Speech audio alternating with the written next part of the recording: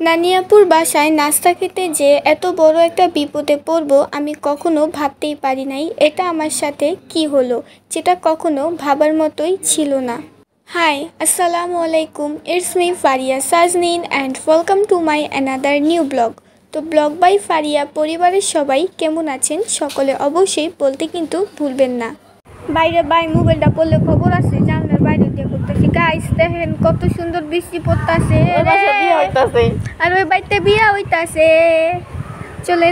চল তুলু বিনা দাওতে বিয়ার দাওয়াত খাই আহি। সমস্যা নেই, দামুর বান্ধবীর বাসা।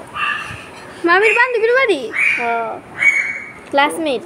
কত সুন্দর বৃষ্টি পড়তেছে। একটা বিয়ের দাঁত পাইছি তো সামনের সপ্তাহ।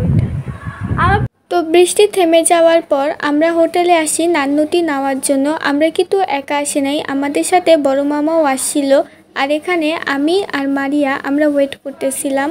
আজকে বাসায় নাহারির আয়োজন করা হয়েছে, তাই হোটেলে নানরুটি কিনতে আসি। নাহারিটা নানরুটি দিয়ে খেতে বেশি স্বাদ পাওয়া যায়, তাই এখানে সবাই মিলে একসাথে খাওয়া দাওয়া করছি। আর বড় মামি সবাইকে সার্ভ করে দিচ্ছে, আর এখানে মারিয়ার আমি বসে গল্প করতেছিলাম। খাওয়া দাওয়া শেষে আমার সাথে এমন একটা কাহিনী হবে আমি কখনো ভাবতেও পারি নাই। আমার বোনরা আমার জুতা চুরি করে রেখে দিয়েছে, যেন আমি নানিয়াপুর বাসার থেকে আমার বাসায় না যাইতে পারি, যেন বোনদের সাথে থাকি আর অনেক মজা আনন্দ করি। তো মিম, ইসরাত আর আমার বোন মারিয়া, ওরা কি করছে, আমার জুতা লুকায় রেখে দিছে যেন আমি নানিয়াপুর বাসায় থাকি। তো অনেক চেষ্টা আর অনেক বোঝানোর পর মিমের কাছ থেকে জুতাটা আদায় করলাম। আপনারা ভিডিওটি দেখতে থাকেন। আমি কি আদৌ পারবো আমার বাসায় যাইতে?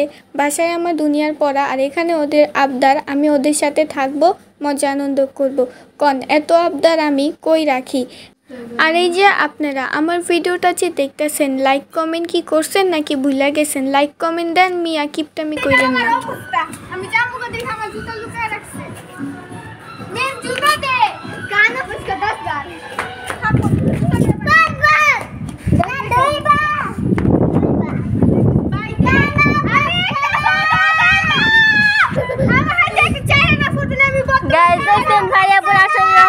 কেমন করে সে হলে গড়ি তার হাতে একটা ফটো না দেবা হুকি বলে যে বগে আনছে না বস করে দিবা দেন আমি একটা ফটো হুকি বগে আনছে জুতা সামাইতাছ ওই হ্যাঁ সামাই না দিয়ে দাও জায়গা মিম দে আমি শুধু যাবো না কান্না দে মিম কান্না দে যাবো না কান সেকেন্ড লাগবে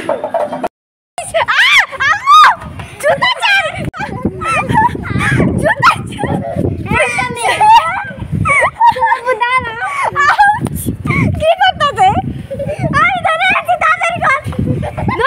অনেক বোঝানোর পর বোনদের কাছ থেকে যাও জুতাটা নিছিলাম। জুতা পরার পর আমার পায়ের থেকে ওরা কেমনে যে খুলায়া জুতাটা নিয়ে নিল, গাইস সেটা আমি আর প্রকাশ করার মতো না। দেখেন তারা আমাকে কি পরিমাণ দৌড়ের উপরে রাখে। ওরা 3 জন এক দল আর আমি একা।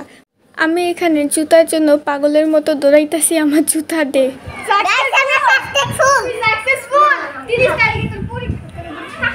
আচ্ছা ভাই, আমাদের 24 তারিখ পরীক্ষা, 3 দিন। ফাইনালি তারা সাকসেসফুল। আমার জুতাটা লুকায় রাখছিল। আমার জুতা লুকায় রাখার কারণে আমি আর পারলাম না বাসায় যাইতে, আর ওদের আবদারটা আমার লাস্ট পর্যন্ত পূরণ করতে হইলো। আমি নানিয়াপুর বাসায় থেকে গেলাম। তো সারাদিন কি করলাম না করলাম সেটা দেখার জন্য অবশ্যই সবাই অপেক্ষায় থাকবেন, পরবর্তী ভ্লগে সেটা দেখতে পাবেন। আর এখানে আমি জানলার পাশে বসে আছি, আর আমার বোনরা আমার সাথে অনেক বেশি দুষ্টামি ফাইজলামি করতেছিল। তো যাই হোক, ব্লগটা এই পর্যন্তই দেখলেন। এবার লাইক কমেন্ট করতে ভুলেন না, ঠিক আছে? শেয়ার দিতে কিন্তু আরও আগে ভুলবেন না। সবাইকে আল্লাহ হাফেজ, থ্যাঙ্কস ফর ওয়াচিং।